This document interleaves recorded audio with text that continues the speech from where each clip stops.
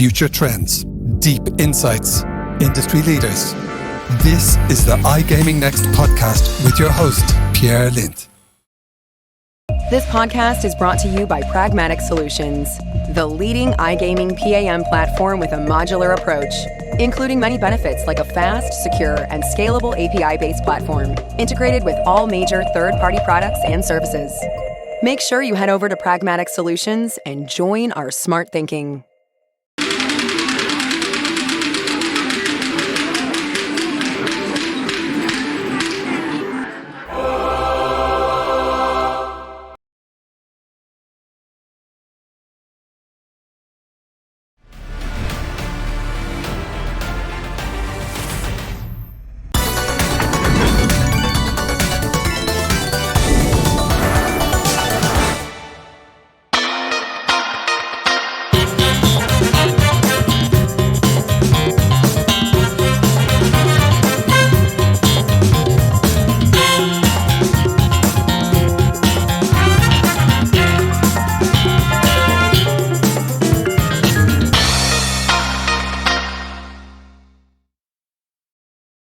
Good afternoon, or good morning, should I rather say, to Paul Barnes, the CEO and President of the Canadian Gaming Association. How are you doing today? I'm great. How are you?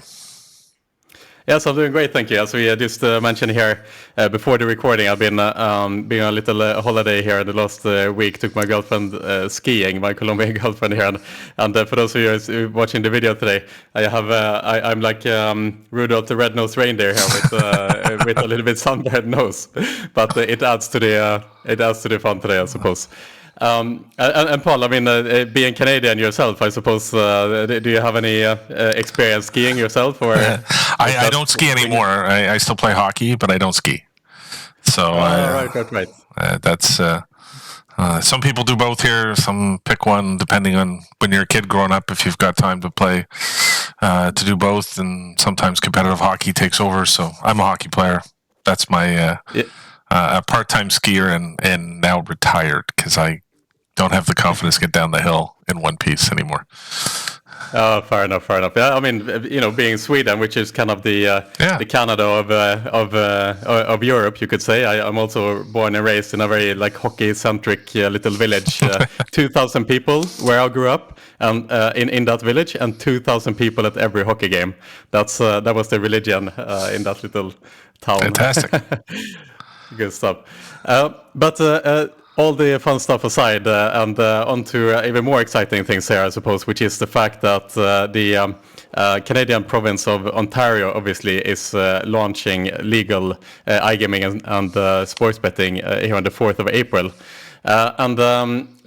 I'd be really curious to have a conversation today with you, Paul, in regards to this topic. And to kick things off a little bit, I would love to hear from your perspective, what is the current state of play in Ontario?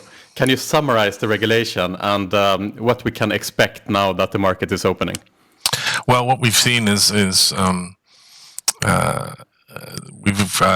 seen the introduction of regulatory standards, both combined for sports and online gaming. So it's one set of regulatory standards.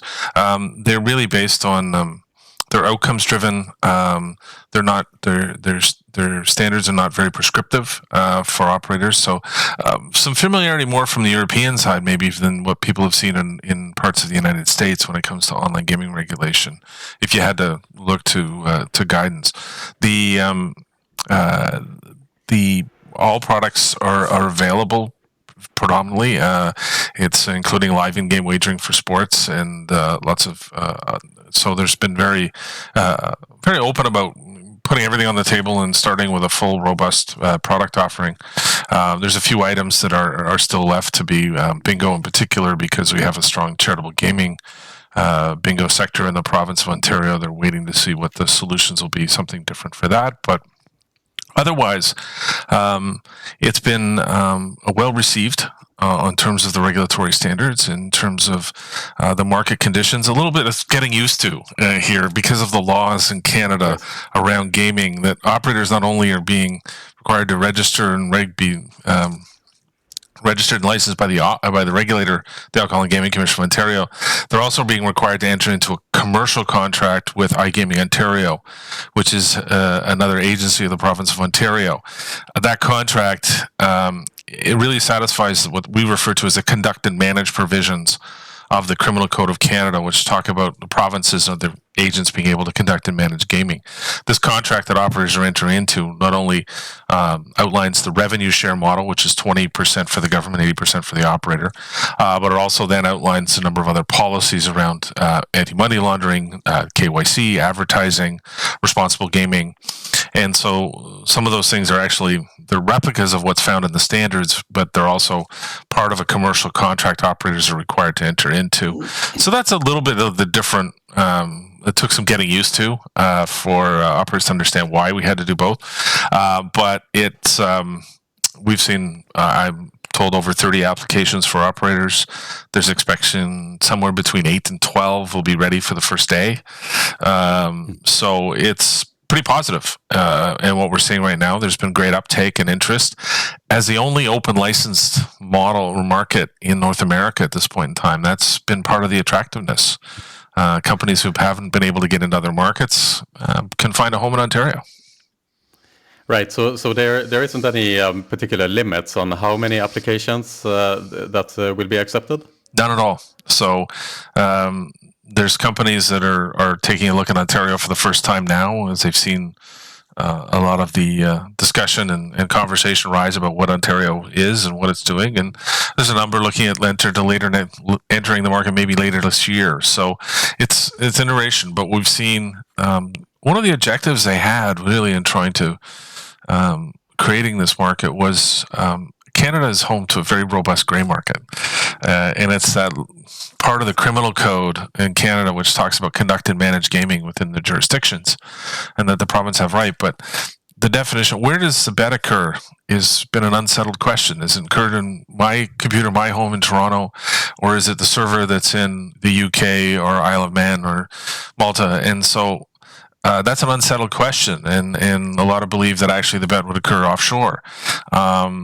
But no one in Canada's wanted to test the question. No one's wanted to find the answer. And so the gray market has continued unabated since the beginning of time, basically. And Ontario has taken the choice, which is to create the regulatory regime and model for people to sign up to find a solution for it. And it is a solution that's always been in front of provincial governments, is to create a regulatory model. The piece is what do you want in that model? And that's where Ontario said, and they had long discussions, right? This has been about a 4-year process of consultation and development to get to this point. And that's when they were like, we're trying to bring the gray market into a regulated market. We're trying to enhance consumer choice. We're trying to enhance consumer protection. And yes, we're trying to get a little bit of revenue. So it was kind of how they approached this and they went at it. So that's where we are. And so it's as the 5th largest population jurisdiction in North America, it's not an insignificant market in its size. And so how it will perform, well, that's a lot of people want to debate that one. Yes, and I'd love to ask you, what do you think, Paul? Like comparing to, for example, New York, which opened a couple of months ago, obviously breaking records in terms of handle and GGR. How do you think Ontario will measure up against, for example, New York?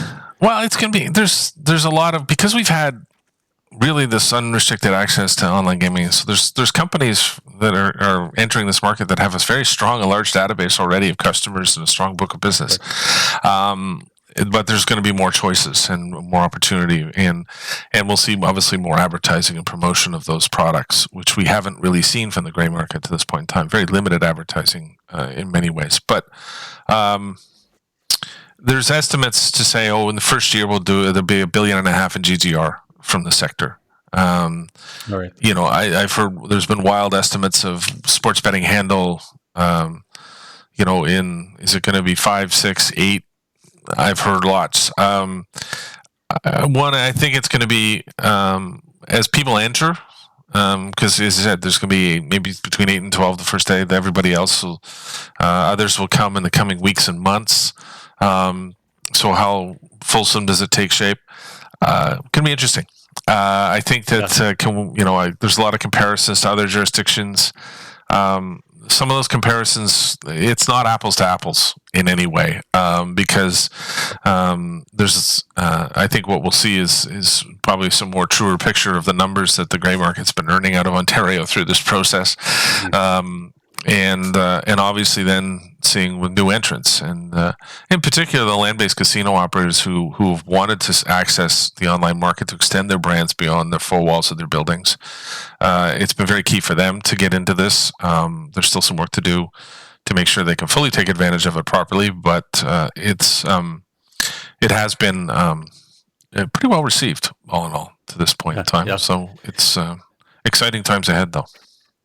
Very exciting, Paul. And you mentioned the grey market here a couple of times, which obviously has not escaped anyone's mind that it's been a thriving grey market, Canada, previously. And the traditional European operators have been very active in the Canadian market, established foothold there for a number of years, gained local knowledge and know-how in how to operate in that market. And as you point out here as well, they have built up their databases throughout the years. DraftKings, in their latest quarterly report, mentioned that when the Ontario market opens, they don't expect the same type of market share as they do in the states where they are live in the United States. What's your expectation here on the question of the European operators versus the American operators, if you will? Because the European operators have not been very successful on their own, lifting their own brands in the United States, but it seems like in the Canadian market, they will be the ones who are driving the majority of the market share here. Like, do you have any thoughts on that front as well? Yeah, there have been. I mean, when you look at Bet365, Betway in particular, have been two strong brands in Canada.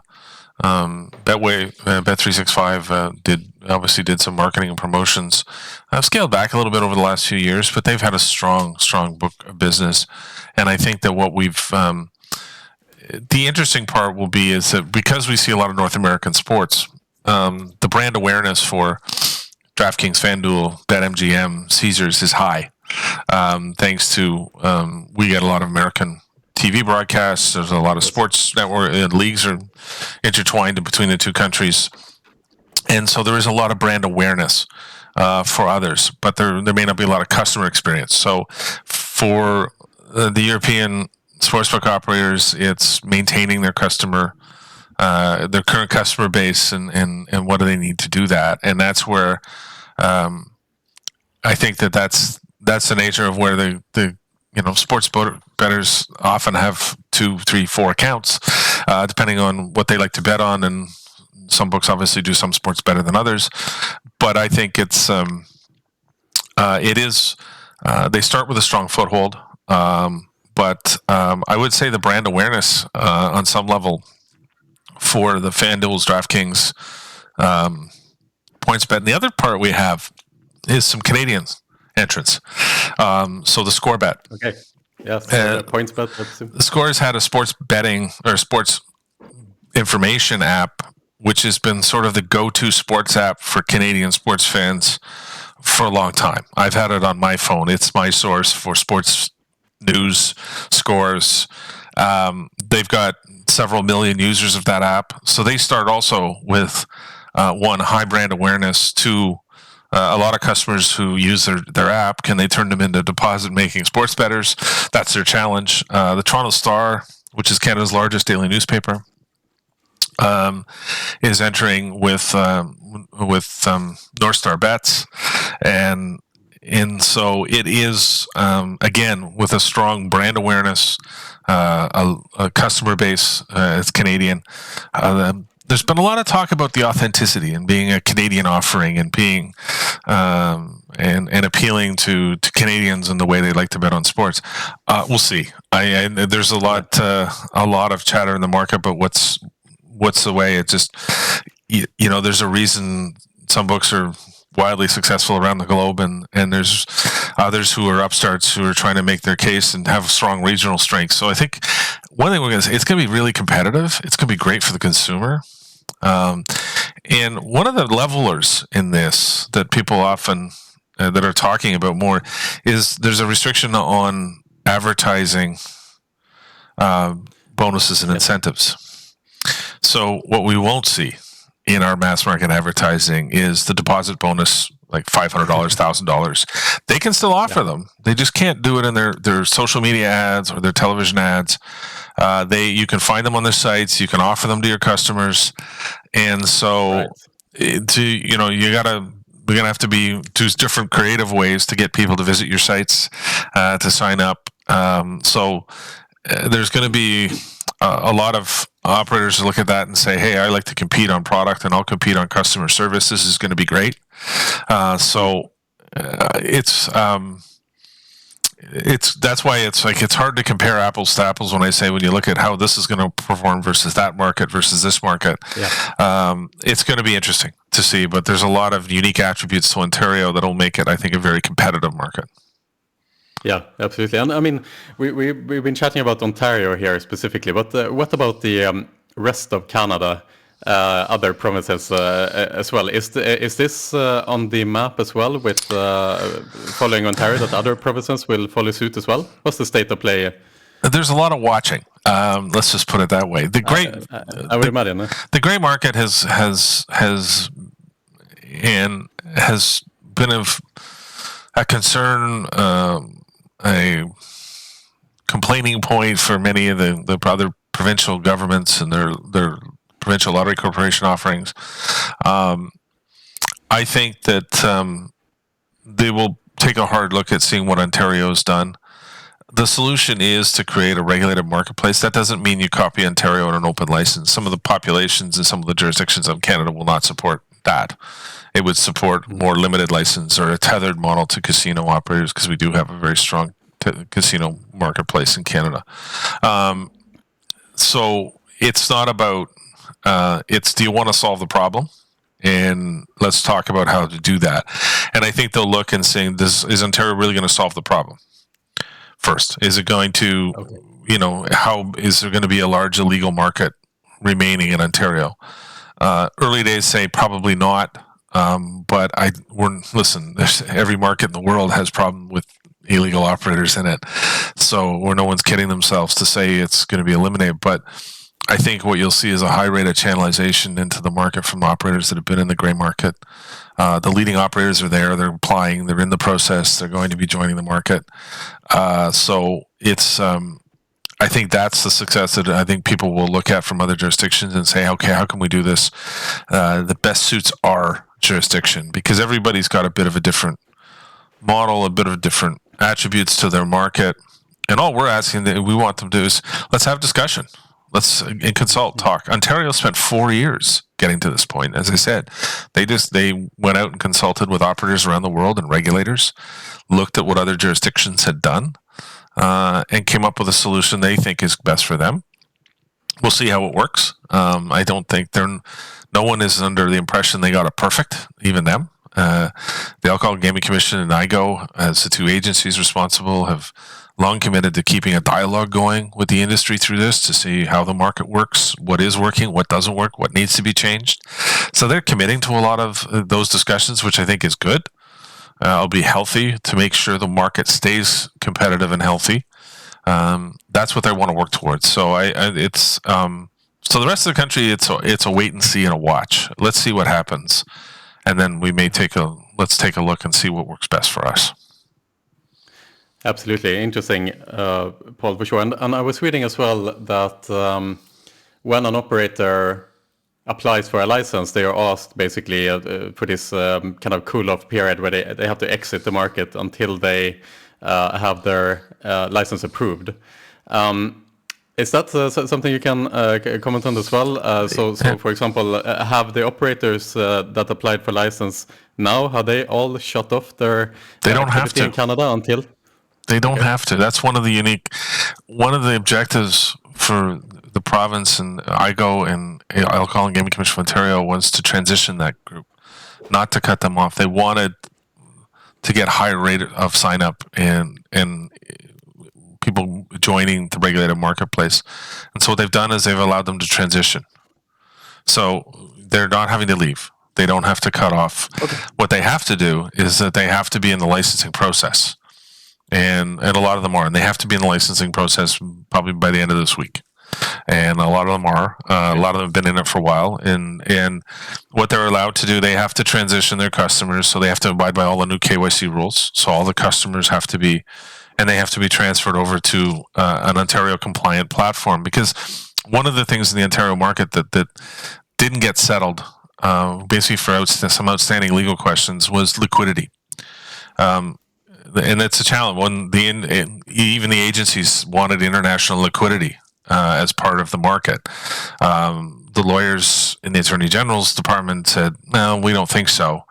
And it's an unsettled question right now. So liquidity is something that Canadians and Ontarians have been used to through the grey market. So it's robust. So some of that's been a challenge. That's not going to be an attribute to the market, which means you have to come with an Ontario compliant platform for Ontario players only. You have to be in the province to participate on those platforms. So they're allowing them that period of transition. So, but if you don't apply and by the date of market opening, you're going to be looked at very differently, because you'll be given basically an amnesty and period to say, you're welcome to come in the market. We will undertake a licensing process. We'll enter into the commercial contract with you, and you're welcome to join the market, and you can transfer your customers in. That's very generous, because that doesn't happen in a lot of places, as you know. And so that's why they're saying, okay, the tolerance level for those who choose to ignore that, it's going to be zero. Frankly, I think that you run a risk as an operator if you decide, oh, we're going to stay and wait and see. No, you got to leave the market by next week if you want any chance of entering the market again. And I think that's and that goes to some of those market enforcement ideas. I mean, there's Ontario can't police the rest of Canada. They can only deal with within their borders. So, the grey market will continue in the rest of Canada. But it won't in Ontario, and it'll be very black and white. It's going to be clear on if you're in or you're not. And if you're in the process, you can maintain your business. You have limited ability to advertise in that transition period, because you can't, but you can't promote an active site, right. But you can participate. You can stay with your customers, and you transfer those customers over. So it's I think it was well received in that regard, and they recognize that otherwise we have an uphill climb for people who may say, I'm not going to come in, I'm going to stay out, and they wanted to make it as hospitable as possible. Yeah, it's interesting to hear a regulator that is actually working with the operators, as opposed to what's happening in Europe, in the Netherlands, for example, where the regulator is very hostile to the operators instead, for example. So interesting to hear that. So a misunderstanding from my side. So essentially, it's a kind of take it or leave it situation now for the active operators in Canada. Either you apply for the Canadian license and you can stay active while you are grey, so to say, so this transition period as you talk about, or if you don't apply, you essentially have to leave the market if you want to apply later on. But if you stay active and you don't apply, you'll have a much harder time to secure a license later on. Okay. Yeah. So it's made it, and that's why we've seen such great take up, frankly. In makes sense. Is because there's been it's a very welcoming process for everybody to enter. So, absolutely. And I think that's not lost on the operators that have chosen to do it, and recognizing that this is a good way in. And as the industry moves, they want to participate in regulated markets. They don't, and they want, they appreciate regulation. They appreciate good regulation and fair regimes. Yeah. But I think they've got that with Ontario, and I think that's reflected in the number of applications for operators they've seen to date. Yeah, absolutely.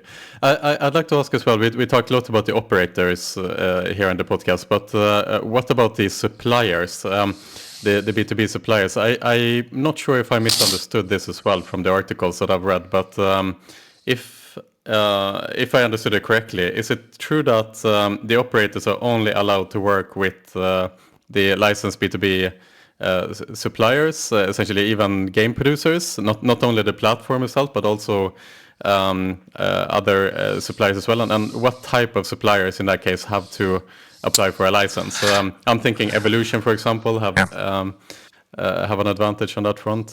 Can you talk a little bit about the B2B front? Well, they actually don't require licensing, but they do require registration. So the operators are actually responsible through their compliance programs for ensuring that their suppliers are meeting the regulatory standards and obligations. So for game suppliers, for example, and platform and game technology, suppliers are required to have their products tested to Ontario standards through one of three independent testing labs, which was BMM, GLI, and GA. That's been going quite well. I understand there's 600, 700, 800 games already approved through that process. So there's a robust catalog available. Suppliers have been, many have already, may have been supplying in Canada, may have a registration already, but they need to register. And for the game suppliers to go through that testing. For other suppliers, really they have to attest to their operator that they're, for example, not supplying illegal operators in Ontario. So they're not supplying people who may be accessing the Ontario market illegally.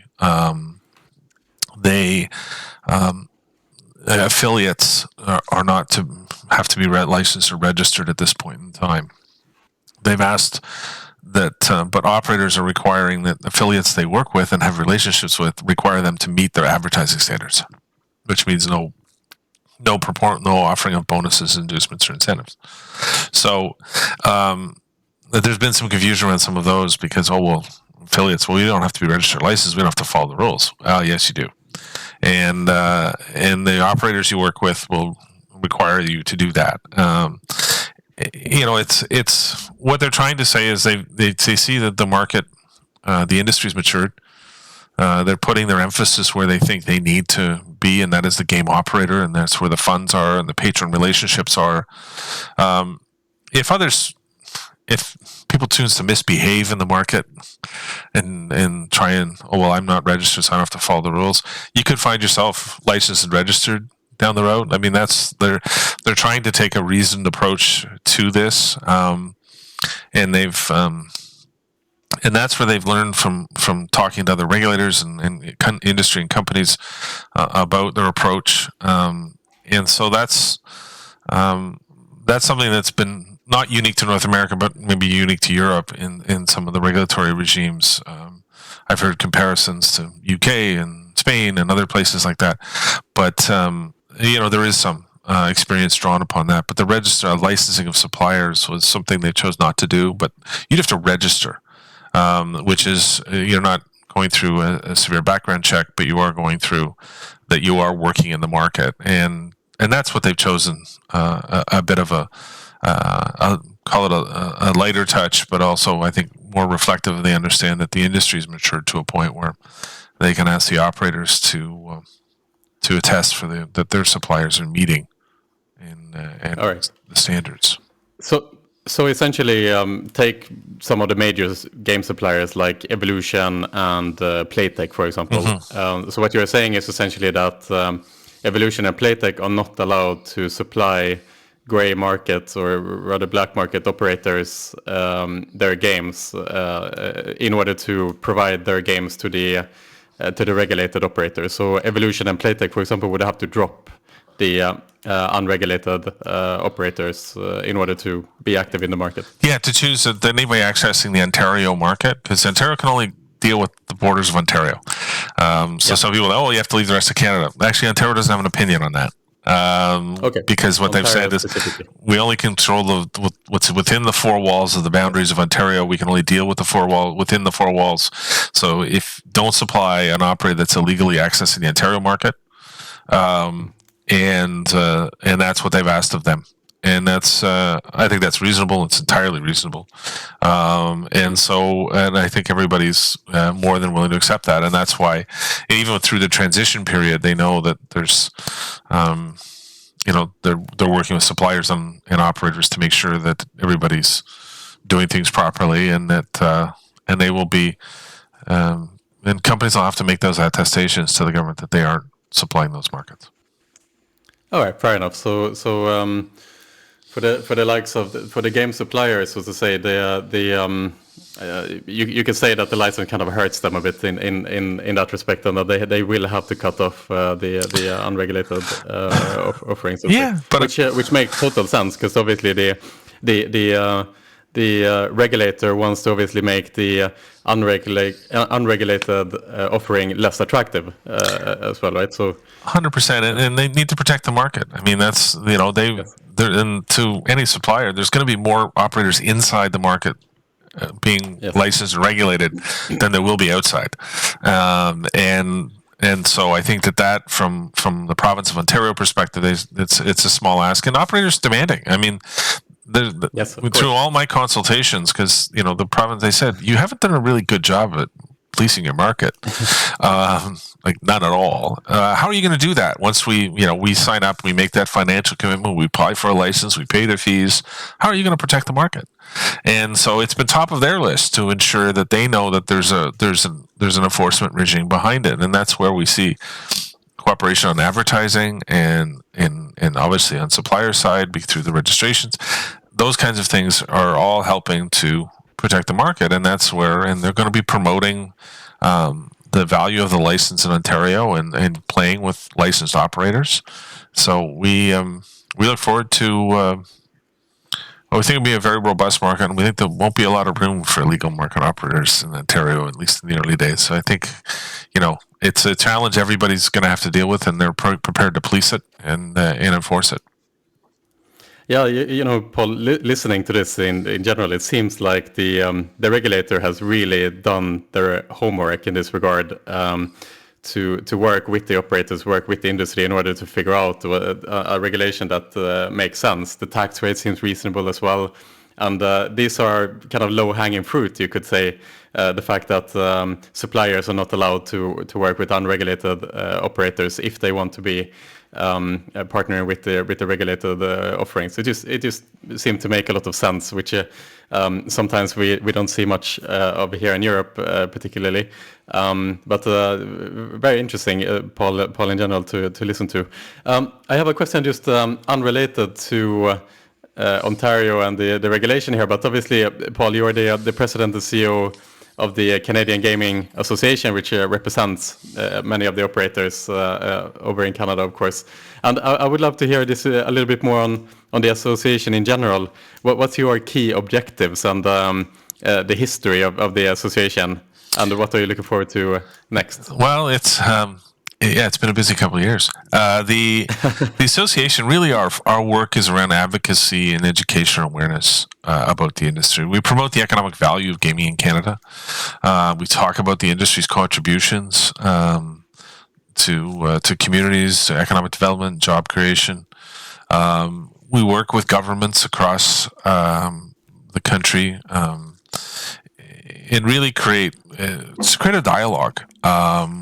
That we know that we're helping governments in their policy discussions make the best choices so they can optimize the potential of the industry. We do create and try and maintain an open line of communication with all of our industry stakeholders and partners and members.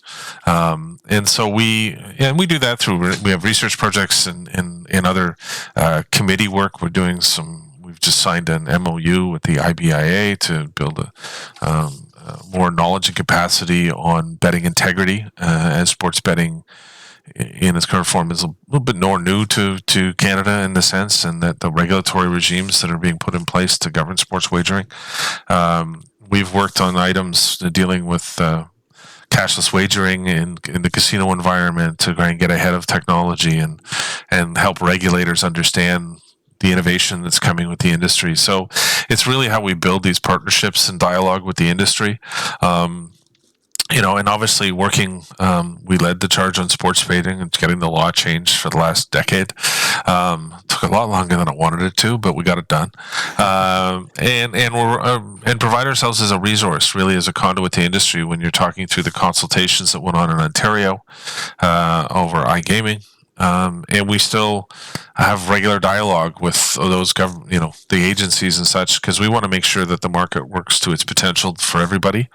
And so we try and employ that dialogue with iGaming Ontario and the AGCO, and we will do that on the go forward basis, and working on if there's anything that needs to be tweaked or corrected as we go forward. So it's been a great. I've been at this for 17 years, and helped found the association back in 2006. And so it's been, the industry has continued to grow and mature and innovate.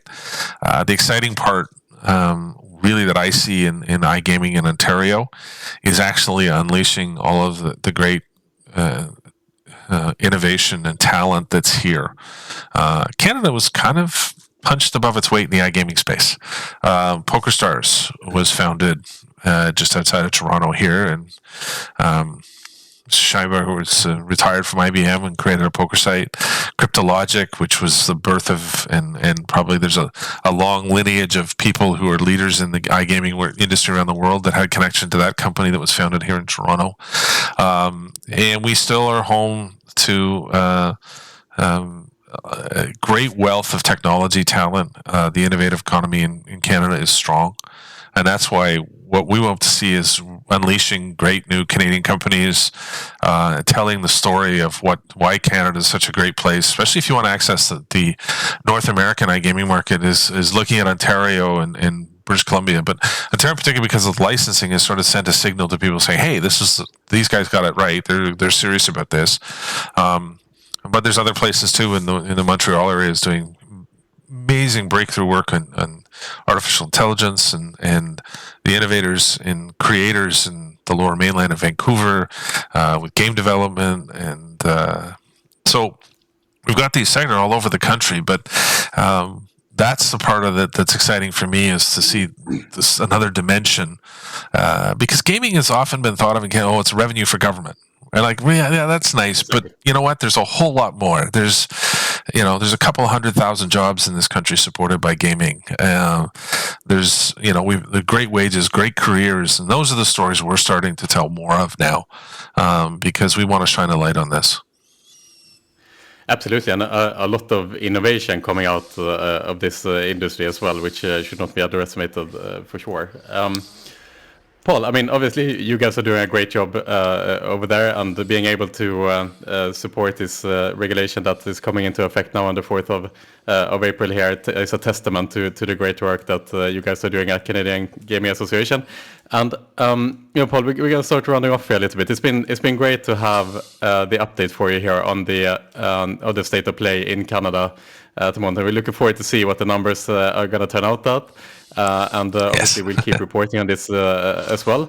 And any large words from you, Paul? I'll leave it with you. No, we welcome anybody. If you haven't taken a look at Ontario, please do. And we're always here to help the Canadian Gaming Association, so always feel free to reach out. But thank you, Pierre. We appreciate the opportunity, and we can come back in a couple months and talk about what the market has become and how it's evolving. So I look forward to doing that. We have a deal, Paul, and perhaps for my next skiing location, I'll come up to Canada. There's lots of great places to do that. Hi there in person. Perfect. For that, all right. Thank you so much, Paul. Be well. Thank you.